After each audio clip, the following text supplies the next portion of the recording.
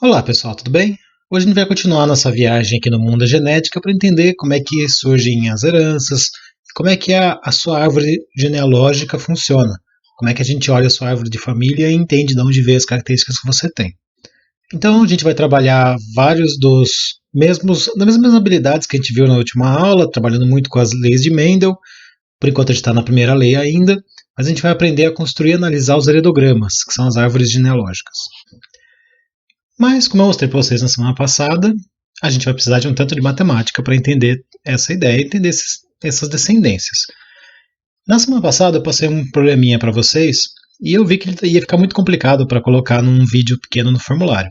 Então vamos relembrar aqui algumas noções de probabilidade que são importantes para vocês e que vocês já podem ter visto matemática, provavelmente já viram matemática, mas caso tenha passado batido, a gente vê agora. A ideia da teoria da probabilidade é você tentar prever quais são os resultados mais possíveis, ou melhor, mais prováveis dentro de um número maior de resultados possíveis. Vamos pegar um exemplo. Nós temos aqui um dado de 6 lados, um dado bem comum. Qual é a probabilidade de acontecer o resultado que eu quero dentro de todas as opções? Então, quando você olha essa probabilidade, você tem uma noção de quais eventos, em teoria, vão acontecer mais vezes. E se você aumentar o número de testes que você fizer, a tendência é que você acerte. Então vamos pegar e dar uma olhada aqui. Ó. Probabilidade de um evento acontecer, eu vou marcar como probabilidade de A, certo? O que é esse A? São todos os eventos que eu estou esperando que aconteça. Às vezes é uma coisa só, às vezes são mais de uma. Por exemplo, qual é a probabilidade de cair o lado 6 em um dado? Certo? Então esse é o evento desejado. Só que eu tenho que levar em consideração também quais são o número total de possibilidades que eu tenho. Então vamos imaginar o seguinte: imagina que você tem um dado que ele tem só 4 lados. A probabilidade de cair o número que você quer é maior do que se você pegar um dado que tenha 20 lados, certo? É a mesma coisa. Se você pensar assim, qual é a probabilidade de cair a face que eu pensei numa moeda? Bom, a moeda só tem 2 faces, então a probabilidade de cair a que eu quero é uma em 2 opções, certo? É por isso que a gente monta essa fórmula aqui, ó.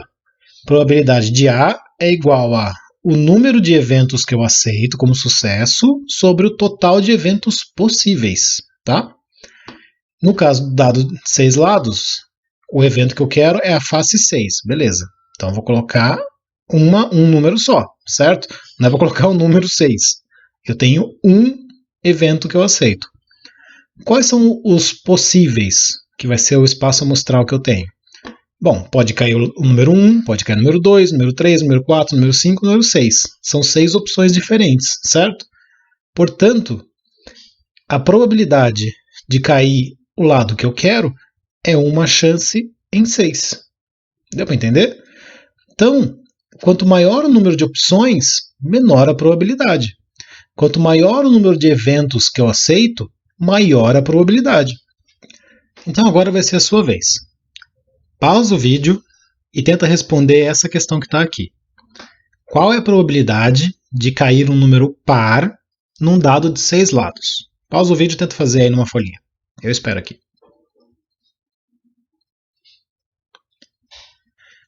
E aí, conseguiu fazer?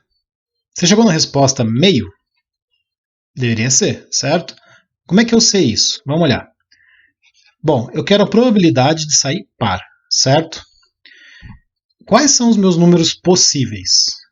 Bom, eu tenho um dado de 6 lados, então pode cair o número 1, número 2, número 3, número 4, número 5, número 6.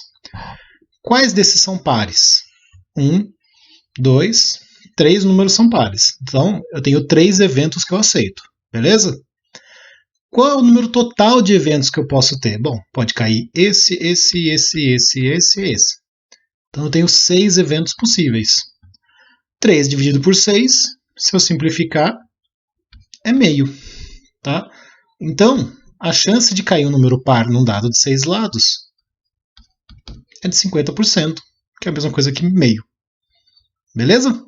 Agora a gente vai ver uma sequência de casos um pouco mais específicos que pode alterar um pouquinho essa probabilidade, tanto para aumentar o meu sucesso quanto para dificultar o meu sucesso. Então, o primeiro caso que a gente vai ver é se eu aumentar o meu número de eventos possíveis. Então, eu quero saber qual é a probabilidade de acontecer uma opção ou outra, que foi esse exercício que a gente acabou de fazer. Eu queria saber qual é a probabilidade de acontecer um número par, que podia ser o 2, ou o 4, ou o 6. Eu aceitava todos eles, tá? Como você viu, se eu tenho mais opções que eu aceito, a probabilidade de sucesso aumenta, tá? Então, nesse caso, como é que a gente sabe? Vamos dizer que você não quisesse fazer aquela conta que eu fiz. Mas um outro jeito de fazer seria, você pode somar as probabilidades de cada opção. Então, olha esse caso aqui, ó. Qual é a probabilidade de acontecer o A ou o B? Nesse caso aqui, vamos dizer que o A é o 1 e o B é o 6, certo? Então eu quero saber qual é a probabilidade de cair o número 1 ou cair o número 6. Você vai pegar a probabilidade de cair o 1, ou só o A, e a probabilidade de cair o 6, que é só o B, que é esse daqui. Então, qual a probabilidade de cair o número 6? Bom, é um número em 6 opções, é um sexto. Qual a probabilidade de cair o número 6? É um número em 6 opções também, então é também um sexto. Se eu somar um sexto mais um sexto, o resultado é 2 sextos, que é igual a 1/3. O que a gente fez naquele exercício? Naquele exercício a gente somou a probabilidade do 2 mais a probabilidade do 4 mais a probabilidade do 6, porque a gente queria todos os pares, certo? É 1 sobre 6 mais 1 sobre 6 mais 1 sobre 6, que era igual a 3 sobre 6, que é igual a meio, que foi o que a gente achou. Tá? Então, na prática, a gente fez isso daqui sem nem pensar. Então, sempre que você usar a regra do ou seja, que você aumentar o número de opções que você topa, você vai somar todas as opções que você topa. Né? Parece óbvio depois que a gente fala em voz alta. Beleza? Agora, uma coisa que diminui a nossa chance de sucesso é se você quiser que caia uma sequência específica de resultados. Então, vamos pegar aqui 3 situações. Então, na situação 1, eu quero que sejam 2 resultados iguais. Então, eu quero que caia 6 no primeiro dado e 6 no segundo. Tá? A situação 2, eu quero 2 resultados diferentes numa sequência específica. Então, por exemplo, eu quero que caia 6 no primeiro e 2 no segundo. E na situação 3, eu quero 2 resultados diferentes, mas tanto faz. Pode ser tanto 6 e 2, como poderia ser 2 e 6. Olhando por cima, já dá para ter uma noção que esse aqui provavelmente vai ser uma chance melhor de sucesso, né? Mas a gente vai ver quão melhor já já. Então, vamos começar aqui com a situação 1 e com a situação 2, tá? As duas situações, eu quero 2 resultados e o número tem que ser específico aquele número que eu quero. Nesse caso, para você saber a probabilidade de acontecer o primeiro e o segundo, você vai ter que multiplicar um pelo outro.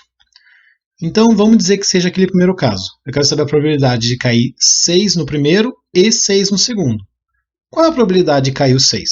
Bom, a probabilidade de cair o 6 é 1 sexto. Só que eu quero que caia 6 de novo. Então, eu vou multiplicar por 1 sexto de novo. Tá? Qual é a probabilidade de cair ambos? Bom, 1 sexto vezes 1 sexto, e vem uma coisa importante, gente. Quando a gente está multiplicando frações, você multiplica o de cima vezes o de cima, que dá esse de cima. Você multiplica o de baixo vezes o de baixo, que vai dar esse de baixo. Então, 1 vezes 1 dá 1, 6 vezes 6 dá 36. Ou seja, a chance de cair 2 números 6 é uma chance em 36. Olha como ficou muito menor a minha chance. E se você pensar em todas as opções, realmente se eu quero esses 2 específicos, eu tenho muito mais opções possíveis. Quando eu estou pensando em vários dados sendo jogados. Ó, eu vou colocar aqui do lado todas as opções que a gente tem. Fica olhando o tamanho do negócio.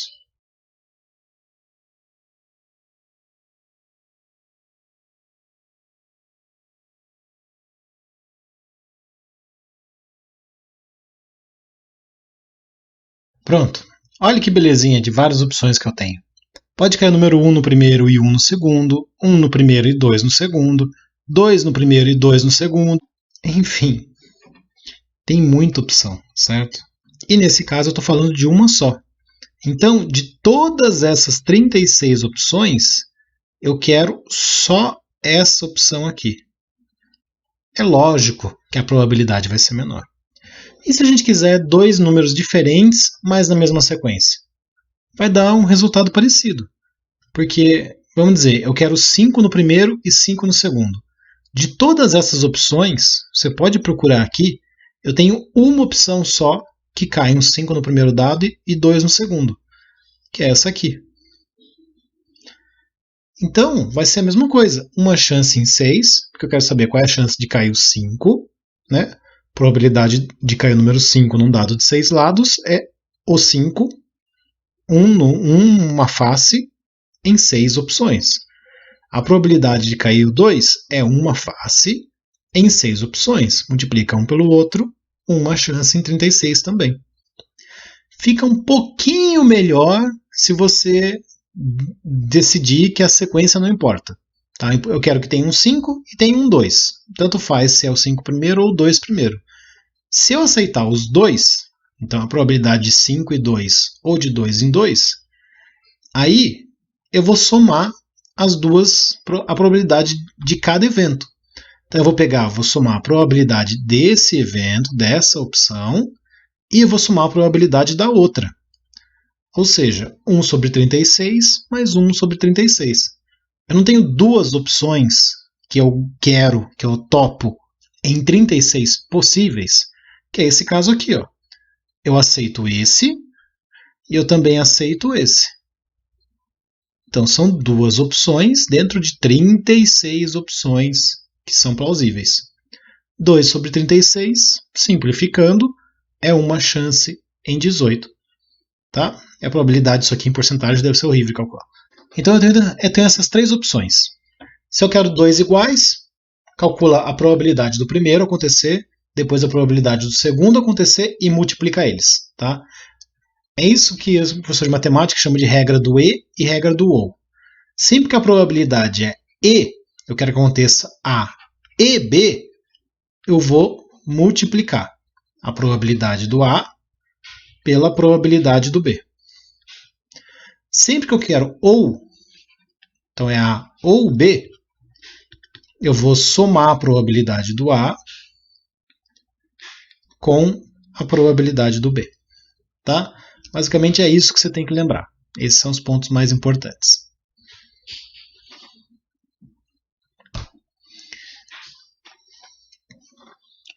Continuando. Agora, então, você deve estar pronto para responder aquela pergunta da semana passada. Então, qual é a chance de alguém ter 3 filhos meninos? Certo? Pensando na nossa herança masculino, feminino, X e Y. Então, dá uma pausa no vídeo aqui e tenta responder.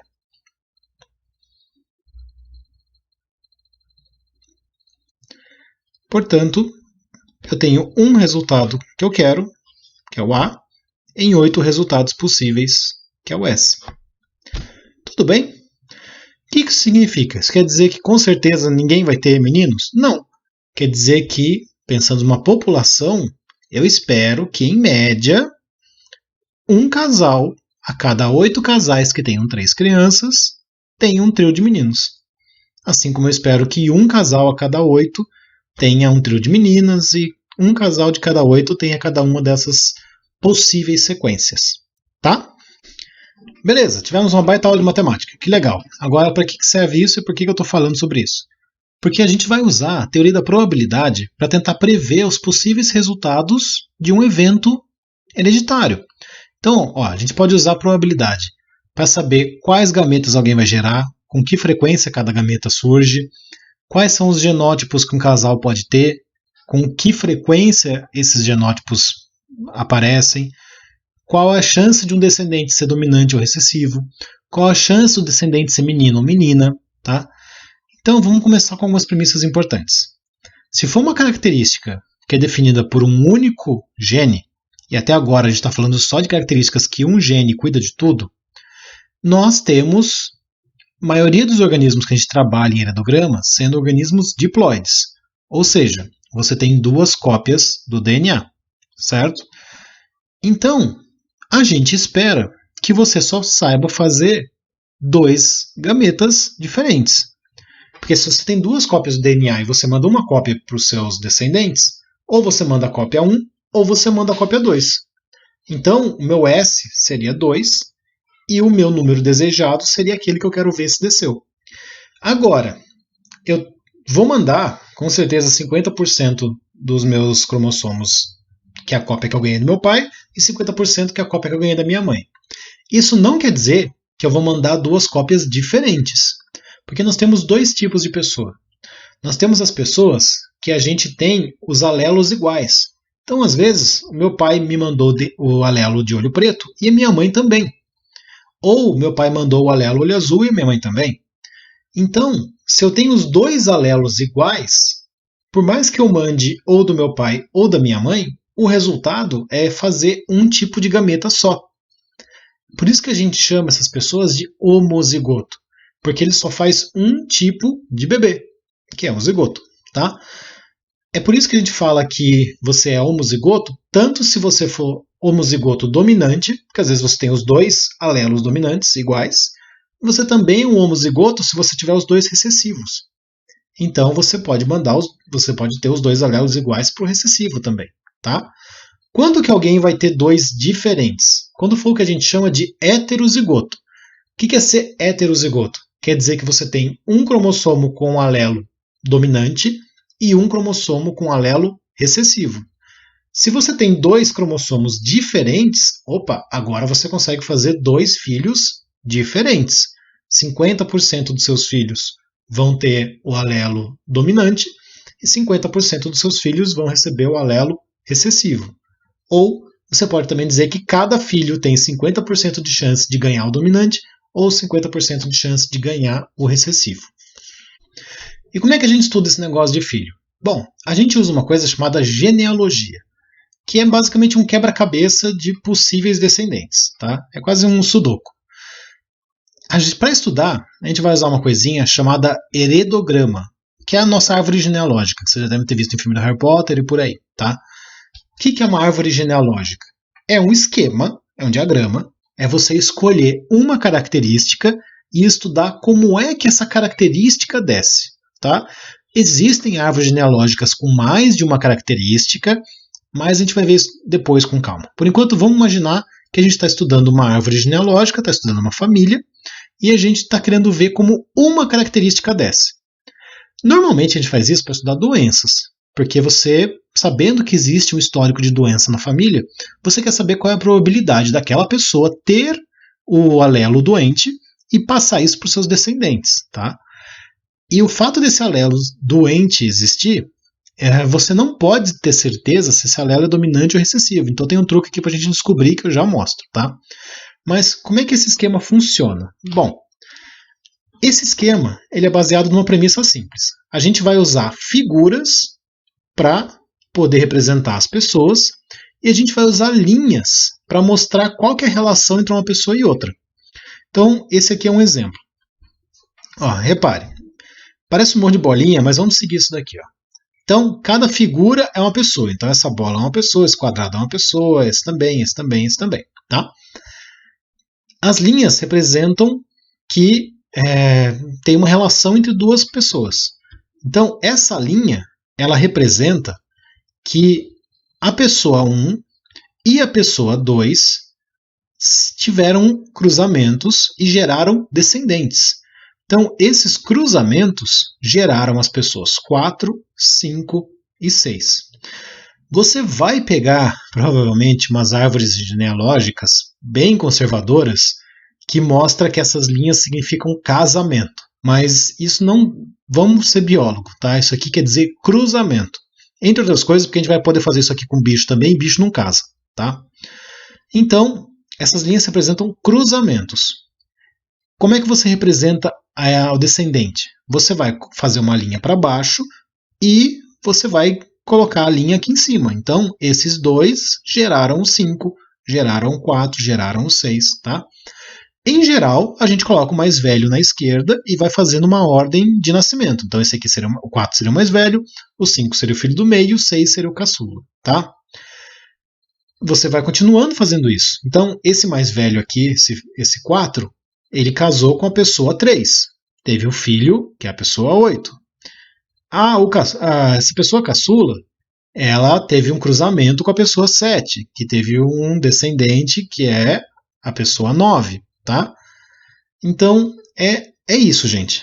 Tá? É uma sequência de figuras, você vai juntando as linhas para mostrar que ó, esses dois aqui são parentes desses 3 de baixo.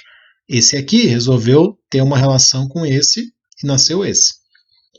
Então vamos dar uma olhada aqui na legenda desse negócio. Tá? A gente sempre vai representar com um quadrado quem for sexo masculino. Então, o número 2 é masculino, o número 3 também é um cara, o número 5 também, o 7 também e o 9 também. Tá? A gente representa com o círculo quem for do sexo feminino. Então, o 1 é a fêmea, o 4 também é fêmea, o 8 também, o 6 também.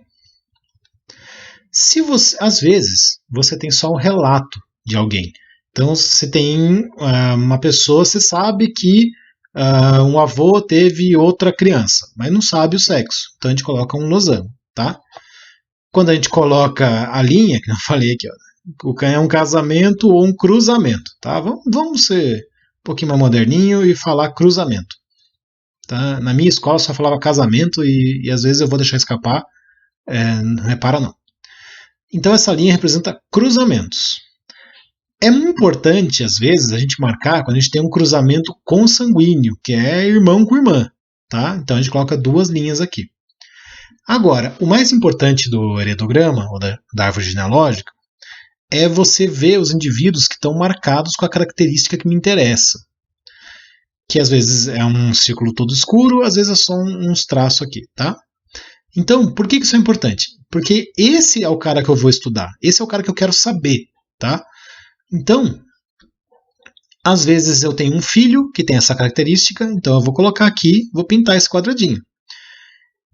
Eu também posso representar os filhos, às vezes quando eles são gêmeos, por algum motivo você queira representar, você pode fazer essa linha quebradinha aqui, mas não faz grande diferença, tá? Esse gêmeo aqui, saber que se são gêmeos, a gente vai estudar isso depois com calma. Saber que 2 gêmeos são dizigóticos, ou seja, são 2 gêmeos que não são idênticos, eles são irmãos como qualquer outro, tá? A única diferença foi a gravidez. Esse cara aqui já é mais importante, porque se eles são gêmeos monozigóticos, eles são idênticos. Quer dizer que se você descobrir o DNA de um, você sabe o DNA de outro. Então isso aqui é mais útil, tá? O de cima, bom. Então, olhando aqui o nosso esquema, o que a gente consegue perceber? Bom, a gente consegue perceber que neste caso aqui, eu tenho uma menina que tem a característica, que é a filha 4. Eu sei também que a pessoa 6 casou com alguém que tem a característica, que é a pessoa 7, e que esse casamento gerou uma criança que também tem a característica, que é a pessoa 9. Tá? Isso daqui agora me permite estudar para tentar entender como é que essa característica é passada e alguma coisa que eu preciso descobrir é ter essa característica é dominante ou ela é uma característica recessiva? Para você saber se ele é dominante ou recessivo, tem um truque que é o melhor truque. Se o exercício não descrever para você, você vai ter que procurar essa situação. Que é, você tem que lembrar que um casal que fosse recessivo, ele só pode ter filhos recessivos. Tá? Então o que acontece? Quando eu olhar, eu tenho que procurar, a primeira coisa que eu tenho que procurar é pais com um descendente diferente.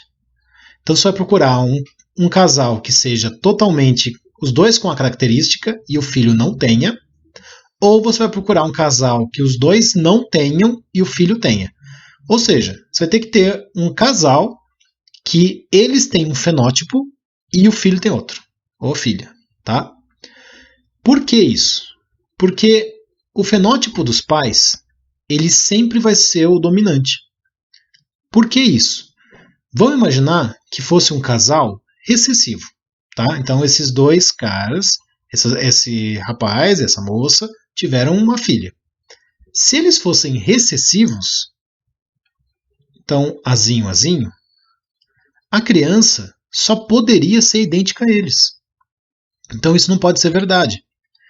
Se eles não podem ser recessivos, eles têm que ser algum tipo de dominante, certo? Então, esse recessivo aqui não serve.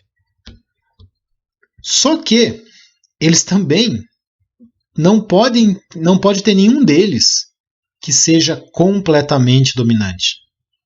Porque pensa, ó, se o pai fosse azão azão e a mãe azão azinho, você percebe que é impossível eles terem um filho diferente deles? O único jeito de você ter um filho diferente de você é se os pais forem heterozigotos, os dois. Os dois têm que ser azão azinho. Porque lembra do que a gente estava estudando na última aula, nas probabilidades, que é 1 para 2 para 1? Então nós temos esse casal olhando aquele quadro de Punnett. Ou eles vão ter filho azão azão, ou o filho é azão azinho, ou é azinho azão, ou é azinho azinho. Esse é o único casal que pode ter um filho com a aparência diferente da deles. Então, essa é a primeira coisa que eu tenho que procurar. Qual é o casal que tem um filho diferente deles? Agora que eu já descobri que esse casal é heterozigoto, é azão azinho, eu vou poder olhar para a característica deles e todo mundo que for diferente deles, eu marco como recessivo. Lembrando que a gente está falando quase sempre de organismos diploides, ou seja, organismos que têm dois alelos, tá certo? Nós temos duas cópias do DNA. Então, eu vou colocar o fenótipo, ou melhor ainda, vou colocar o genótipo recessivo em todo mundo que for diferente desse casal, porque esse casal é dominante, certo? Então, se o casal é marcado, todo mundo que é não marcado é recessivo. Então eu coloquei aqui, ó, o número 1 é diferente deles, recessivo. O 2 também, esse neto também, e esse aqui, esse aqui, esse aqui, tá? E se fosse o contrário? Então, vamos imaginar que fosse um caso diferente, tá? Vamos ignorar esse lado da direita aqui. Vamos imaginar que eu tenho um casal, que as duas pessoas não são marcadas e o filho é marcado. O filho tem a característica. Bom, dois adultos tendo um filho diferente do fenótipo deles, eles então, eu terei que colocar azão azinho aqui, e nesse caso, colocar azinho azinho pro filho marcado, tá? Isso que é um ponto importante. O fato de estar marcado, de estar pintado, quer dizer que é a característica que eu quero estudar. Não necessariamente ela é dominante ou recessiva. A primeira coisa que você precisa fazer é justamente descobrir isso. Então, você vai ter que olhar se o casal que tem um filho diferente, se eles forem não pintados, você vai ter eles como sendo dominantes e a característica marcada recessiva. Se eles forem marcados, você vai ter a característica marcada como dominante e o não marcado recessivo. Então, agora que eu achei todos os recessivos, eu preciso descobrir os que estão faltando, que são esses dois carinhas aqui. Como é que eu vou descobrir os dominantes, então? Bom, os dominantes eles são um pouquinho mais difíceis porque eles têm duas opções. Eles podem ser dominantes azão-azão ou podem ser dominantes azão-azinho. Dominante é o fenótipo. E esse fenótipo dominante pode ter dois genótipos diferentes. O que eu sei com certeza é que pelo menos um dos alelos tem que ser dominante, certo? Então, todo mundo que foi igual a esse casal, olha como esse casal é importante de achar ele, porque é ele que eu vou usar de base para fazer todo o resto. Então, todo mundo que tiver o mesmo fenótipo desse casal, eu vou colocar pelo menos um azão para eles. O segundo alelo eu vou deixar em aberto, porque pode ser que eu tenha uma forma de descobrir, ou pode ser que eu não saiba, que vai ficar em aberto mesmo. Olhando então para o resto da árvore, eu consigo tentar prever qual que vai ser esse outro alelo. Para eu saber o alelo de alguém, eu preciso olhar para os filhos dele. Por quê? Olha aqui os descendentes que essa pessoa teve. Esse número 2, essa menina 2 aqui, ela é recessiva. Portanto, ela é azinho, azinho. Todo o DNA dela veio dos pais. Então quer dizer que esse azinho veio do pai, no caso, número 5. Esse outro azinho só pode ter vindo da mãe. Se a mãe tem um azinho, eu já matei aqui qual que é o outro alelo dela. Então eu sei que essa mulher é azão, azinho. Então não vou deixar em aberto mais, porque eu descobri. E esse cara aqui? Esse cara eu não faço a menor ideia, porque ele não tem descendentes. Então ele realmente ele pode ser tanto azão, azinho, quanto azão, azão. Qual é a probabilidade de ele ser um ou outro? Isso eu posso calcular, e para isso eu vou usar a teoria da probabilidade que a gente estava discutindo. Então eu vou olhar as opções dos pais dele. Né? Os pais dele, a gente já tinha estabelecido que eram azão, azinho, os dois. Quais são as opções que ele pode ter? Para a gente saber isso, a gente usa aquele quadro de Punnett que a gente estava usando nas últimas aulas. Só que com um porém. Lembra que a gente já sabe que ele é pelo menos um azão. Tá? Então, isso daqui não é uma opção. Ele não pode ser azinho, azinho de jeito nenhum. Mas as outras opções funcionam. Então, ele pode ser o azão da mãe o azão da mãe com o azão do pai, aí é azão, azão. Ele pode ser azinho da mãe com azão do pai, azão, azinho. E ele pode ser azão da mãe, azinho do pai, azão, azinho. Tá? Ou seja, eu tenho 3 opções possíveis. Logo, aqui embaixo vai o 3, certo? O número de opções. Quantas dessas opções é azão, azão? Só um. Então é uma chance em 3. Quantas dessas opções é azão, azinho? São 2. Então são 2 chances em 3.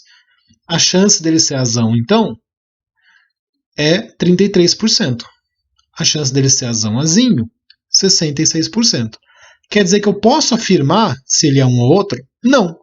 Quer dizer que eu tenho 2 vezes mais chance de ser esse do que de ser o de cima. Mas eu não tenho certeza, tá? Então vamos ver como é que ficou essa família? A primeira geração é um casal azão-azinho.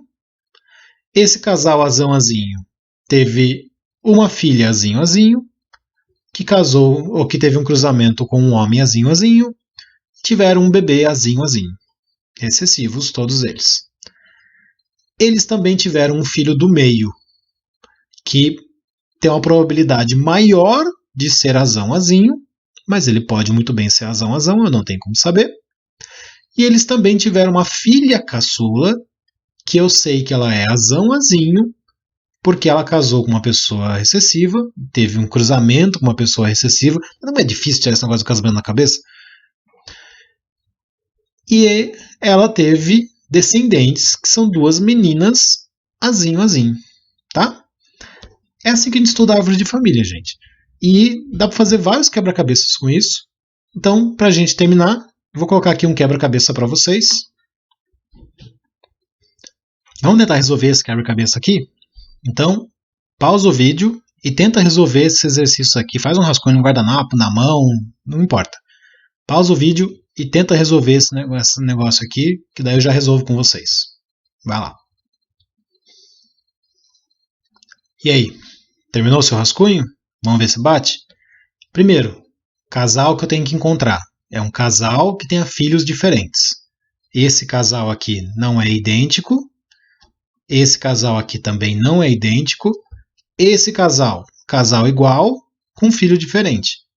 Eu não sei quem são essas pessoas, mas eu sei que elas são azão, azinho, tá? Todo mundo que for diferente deles, portanto, vai ser recessivo, já que eles são dominantes. Então essa menina 4 é recessiva. Assim como esse homem 7 e essa criança 9 aqui, tá? Agora, o próximo passo é colocar o alelo dominante em todo mundo que tiver a mesma característica desse casal.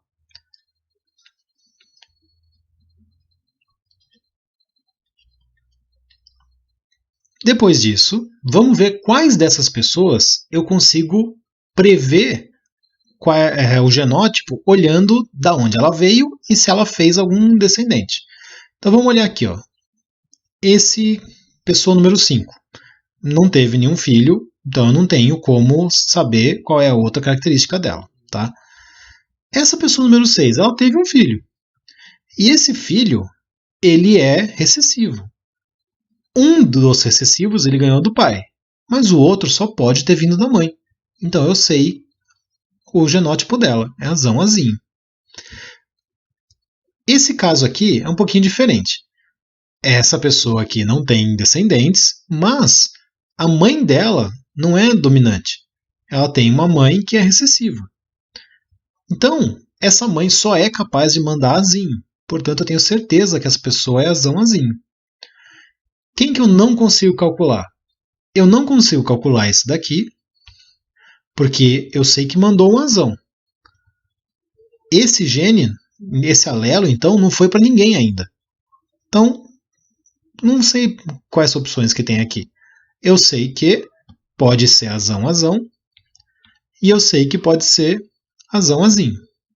Qual a probabilidade de cada um? É igual a gente calculou no último exercício: 33% desse, 66% desse. Tá? E se eu soubesse os pais dele? Se eu soubesse os pais dele, a história é bem diferente. Mas não é o caso. Esse cara aqui, mesma coisa. Eu nunca vou conseguir ter certeza do alelo dele. É a mesma coisa do outro aqui. Tá? É o que dá para fazer. É o mais longe que a gente consegue chegar. Deu para entender como é que monta a árvore genealógica, então? São uma sequência de passos importantes. Primeiro, acha o casal com a criança diferente. Eles vão ser heterozigotos. Todo mundo que for diferente deles, recessivo. Já coloca. Todo mundo que é igual a eles, coloca pelo menos um azãozinho, porque eles são dominantes. Por último, olha as pessoas ao redor, vê se olhando os filhos ou os antepassados, você consegue deduzir os que faltam. E se não conseguir, assim é a vida. Tá bom? É assim que a gente analisa a árvore de família, gente. A vestibular gosta muito disso aqui, tá? Então, vê de novo se precisar, tira dúvida comigo se precisar também.